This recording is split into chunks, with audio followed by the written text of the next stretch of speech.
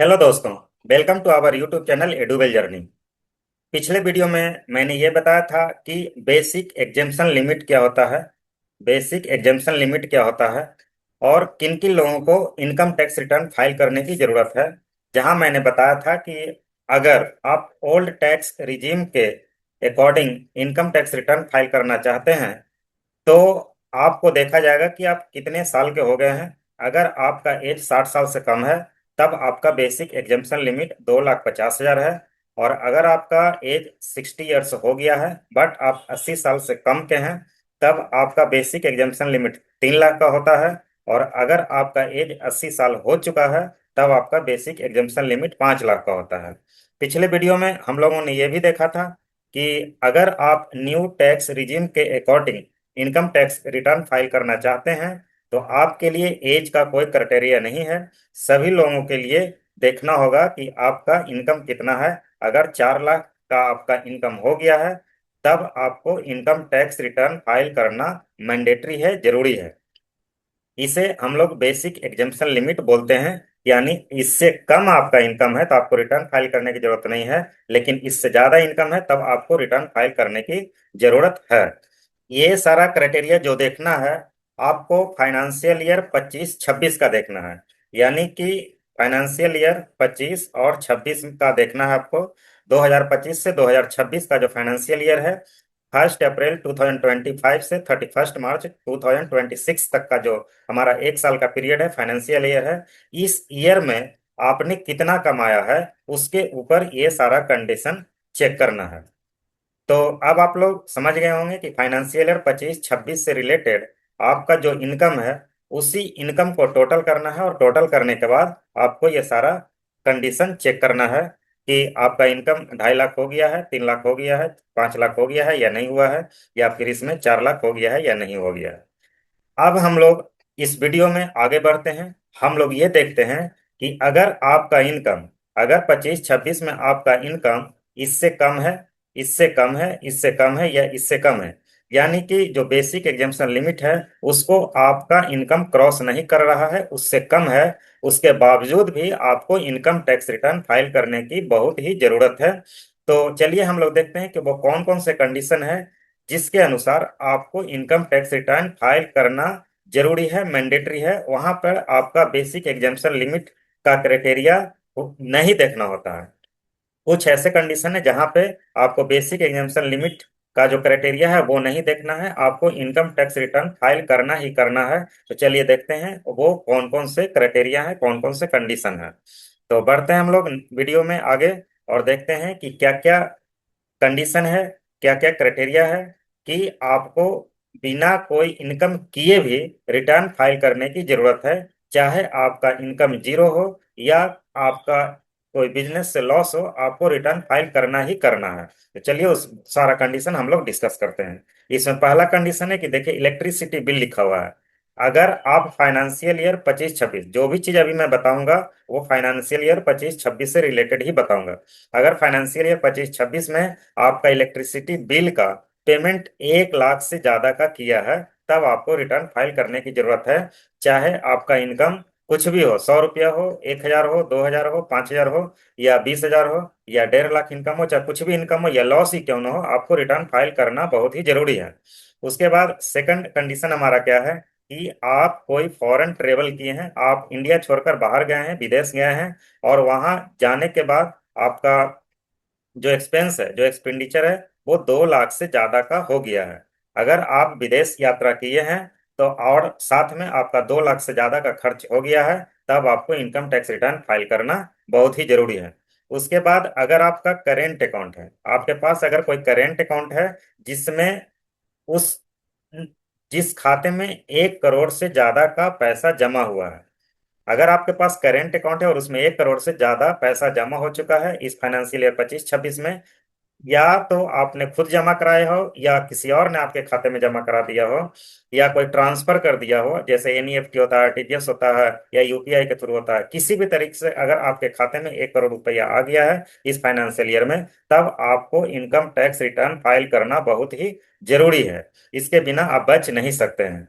उसके बाद अगर आपके पास सेविंग अकाउंट है, सेविंग अकाउंट में 50 लाख रुपया जमा हो गया है ये 50 लाख रुपए या तो कैश में जमा हो सकता है, या यूपीआई के थ्रू हो सकता है, या एनईएफटी के थ्रू हो सकता है, या आरटीजीएस के थ्रू हो सकता है, या एक आईएमपीएस होता है उसके थ्रू जमा हो सकता है। किसी भी तरीके से अगर आपके खाते में 50 लाख रुपया आ गया है, सेविंग अकाउंट का खाता है, 50 लाख रुपया आ गया है आपके अकाउंट में, तब आपको इनकम टैक्स रिटर्न फाइल करना बहुत ही जरूरी है।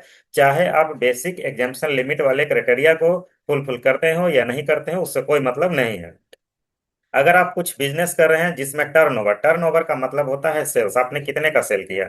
अगर पूरे फाइनेंशियल ईयर 25-26 में आपने 60 लाख का सेल कर दिया है, या आपका टर्नओवर 60 लाख हो गया है, तब आपको इनकम टैक्स रिटर्न फाइल करना बहुत ही जरूरी है, मैंडेटरी है, आपको करना ही पड़ेगा।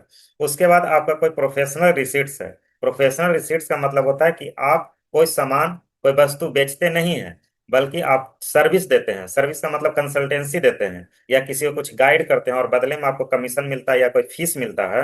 तो जब आप किसी चीज का फीस लेते हैं, जैसे आप ट्यूशन पढ़ाते हैं या कुछ ऐसा काम करते हैं जहाँ कुछ बेचते नहीं है, आप अपना समय देते हैं और बदले में कोई आपको पैसा दे रहा है, अगर वो पैसा 10 लाख से ज्यादा आप ले चुके हैं, तब आपको इनकम टैक्स रिटर्न फाइल करना बहुत ही जरूरी है।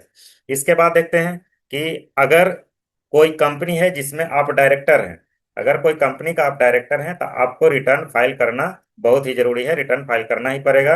उसके बाद देखिए पार्टनर, अगर कोई पार्टनरशिप फर्म है जिसका आप पार्टनर है, जैसे कोई कंपनी है, छोटा छोटा कंपनी होता है, बड़ी कंपनी होती है, जिसका आप पार्टनर है, जिसको हम फर्म बोलते हैं, फर्म का पार्टनर अगर आप हैं, तो आपको इनकम टैक्स रिटर्न फाइल करना मैंडेटरी है, बहुत ही जरूरी है। उसके बाद अगर कोई बिजनेस में आपका लॉस हो गया है, अगर कोई बिजनेस करते हैं और फाइनेंशियल ईयर 25-26 में प्रॉफिट नहीं हुआ है लेकिन लॉस हो गया है, तब भी आपको इनकम टैक्स रिटर्न फाइल करना जरूरी है। इसके बाद और भी देख लेते हैं। अगर किसी ने आपका टीडीएस काट लिया है, किसी ने आपका टीडीएस काट लिया है और वो टीडीएस 25,000 रुपये या उससे ज्यादा का काट लिया है, तब आपको इनकम टैक्स रिटर्न फाइल करना बहुत ही जरूरी है। आप चाहे आपका बेसिक एग्जाम्पशन लिमिट का क्राइटेरिया फुलफिल हो रहा है चाहे नहीं हो रहा है, उससे कोई मतलब नहीं है। अगर आपका टीडीएस कट गया है, तब आपको रिटर्न फाइल करना जरूरी है, और वो भी टीडीएस अगर 25,000 या उससे ज्यादा का कट गया है। उसी तरह से अगर आपका टीडीएस 50,000 या उससे ज्यादा का कट गया है सीनियर सिटीजन के केस में, अगर आप 60 साल के हो गए हैं और आपका टीडीएस किसी ने काट लिया है 50,000 का या उससे ज्यादा का, तब आपको रिटर्न फाइल करना जरूरी है। उसके बाद अगर आपकी कोई कंपनी है, आपका कोई पार्टनरशिप फर्म है, या आपने कोई एलएलपी खोल रखा है या ट्रस्ट खोल रखा है, तब आपको रिटर्न फाइल करना जरूरी है। इसमें बेसिक एग्जाम्पशन लिमिट नहीं देखा जाएगा। इसके बाद देखिए यहाँ पे रिफंड ऑफ टीडीएस है या टीसीएस है। तो यहाँ क्या था कि 25,000 से ज्यादा का टीडीएस कट गया है, यहाँ देखिए 50,000 था, कि 50,000 से ज्यादा का टीडीएस कट गया, तब तो आपको रिटर्न फाइल करना ही है। लेकिन आप अगर ये मान के चलिए कि 25,000 का टीडीएस नहीं कटा, आपको 10,000 का ही टीडीएस कटा है, तो आप क्या करेंगे, उस केस में रिटर्न फाइल करेंगे या नहीं करेंगे।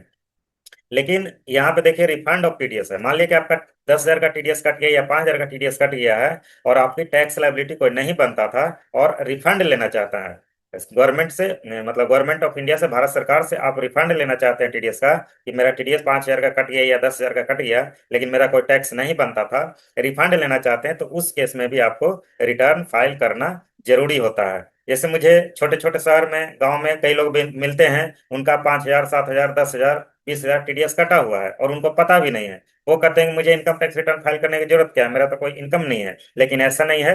अगर आपका टीडीएस कट गया है, तो आपको रिटर्न फाइल करना जरूरी है, जिससे कि आपको रिफंड मिल सके। यानी कि अगर रिफंड लेना चाहते हैं टीडीएस का, तब भी आपको इनकम टैक्स रिटर्न फाइल करना मैंडेटरी है, बहुत ही जरूरी है। इसके बाद देखिए क्या कंडीशन है, कि मान लेते हैं कि आप इंडिया में रहते हैं, आपका कोई इनकम नहीं है, जीरो इनकम है, लेकिन आपने कोई फॉरेन में, विदेश में कोई असेट्स खरीद लिया है, कोई संपत्ति खरीद लिया है, लैंड खरीद लिया है या फ्लैट खरीद लिया है या कोई घर खरीद लिया है या किसी और तरह का असेट्स आपने खरीद लिया है। इंडिया में कोई इनकम नहीं है लेकिन कोई असेट्स खरीद लिया है इंडिया से बाहर, तब आपको रिटर्न फाइल करना जरूरी होता है। उसके बाद देखिए बेनिफिशियरी ऑफ फॉरेन असेट्स, जो अभी मैंने यहाँ बताया कि विदेशों में अगर आप कुछ खरीद लिए हैं, कोई असेट्स खरीद लिए हैं, तो आपको रिटर्न फाइल करना जरूरी है। लेकिन इसमें क्या कहता है कि आपने नहीं खरीदा है, किसी और ने खरीद लिया है आपके लिए, तो बेनिफिशियरी हो गए आप, तब भी आपको रिटर्न फाइल करना जरूरी है। यहाँ पे बेनिफिशियरी ऑफ फॉरेन एसेट्स है, यानी कि आपने तो नहीं खरीदा है, किसी और ने खरीद लिया है आपके लिए, यानी कि उसका फायदा आपको मिलने वाला है, तब भी आपको रिटर्न फाइल फाइल करना जरूरी है। इसके बाद देखिए साइनिंग अथॉरिटी है, यानी कि फॉरेन अकाउंट, यानी कि विदेश में कोई आपका खाता है, कोई बैंक अकाउंट है, उस बैंक अकाउंट का साइनिंग अथॉरिटी आप हैं। जैसे कि अगर उस बैंक का कोई चेक है, चेकबुक पे आप साइन करते हैं, खाता खोलने के लिए जब आप साइन किए होंगे फॉर्म पे, तो अगर आप साइन करते हैं फॉरेन के अकाउंट में, तब भी आपको इनकम टैक्स रिटर्न फाइल करना जरूरी है। और देखिए, अगर इंडिया में आपका कोई इनकम नहीं है लेकिन विदेशों से आपको इनकम मिल रहा है, इंडिया से बाहर कुछ काम आप कर रहे होंगे जहां से आपको इनकम मिल रहा है, तब भी आपको इंडिया में इनकम टैक्स रिटर्न फाइल करना जरूरी है। तो ये रहा आज का हमारा टॉपिक, जहां पे मैंने आप लोगों के साथ ये डिस्कस किया कि अगर आपके पास कोई इनकम नहीं भी है, तब भी आपको रिटर्न फाइल करना जरूरी होता है। पूरा वीडियो देखने के लिए आपको बहुत बहुत धन्यवाद। इसी तरह आप मेरा वीडियो देखते रहिए और कमेंट सेक्शन में आपको जरूर बताइए कि आपका वीडियो कैसा लगा, इसमें क्या इम्प्रूवमेंट करने की जरूरत है, और आप किस टॉपिक पे वीडियो देखना चाहते हैं वो भी कमेंट सेक्शन में जरूर बताइए। मैं आपके लिए वो वीडियो लेकर आऊंगा। Thank you very much.